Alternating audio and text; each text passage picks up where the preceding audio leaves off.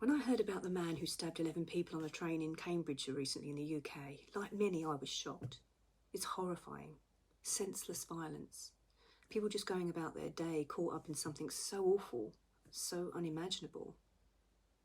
And yes, let's be clear, what he did was wrong. There's no excusing it.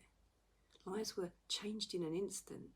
Fear, trauma, pain, all rippling out from one man's actions. But if we stop the conversation there, if we just label him evil or mad and move on, we miss the bigger question. The question that actually matters if we ever want to stop this from happening again.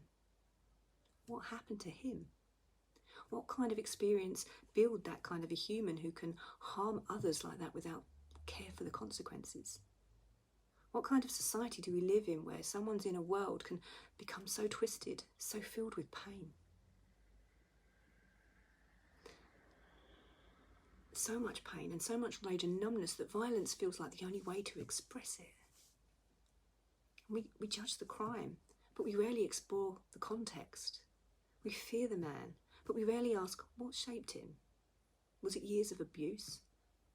Was it neglect? Was it untreated trauma, undiagnosed illness, isolation, rejection? Was it a lifetime of never being seen or never being heard? We often forget no one is born like this. A low level of consciousness doesn't just arrive, it's formed through environments that fail, through systems that abandon, through families that don't know how to love, through schools that label and discard, through communities that turn away.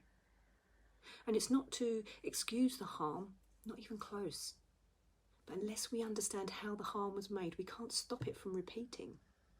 We live in a world that punishes the symptoms instead of healing the root. A world where we're too quick to isolate the perpetrator rather than question the conditions that created him. That man on the train, yes, he caused pain, but it didn't start with him. Somewhere, somehow, he was in pain first, and no one helped.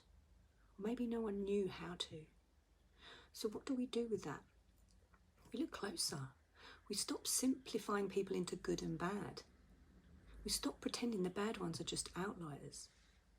We acknowledge that every violent act is a mirror, a reflection of what we as a society are ignoring. And the bigger problem is not just individuals who harm, it's a culture that produces them. It's a system that doesn't know how to raise, support, or heal before it's too late. We won't change anything if we don't see the full picture. Compassion isn't weakness, it's intelligence. It says, this is wrong, and also, how did we get here? Until we ask that, we're just reacting and nothing changes. So today maybe we hold both truths. Yes, what he did was terrible. Yes, people suffered. And I'm not taking away from that. But also maybe he suffered too. And maybe if we understood why, we'd finally start preventing instead of punishing. Maybe that's where healing truly begins. If this video was of interest, it got you thinking, or maybe even helped you in some way, do subscribe below, and I'll see you in another video.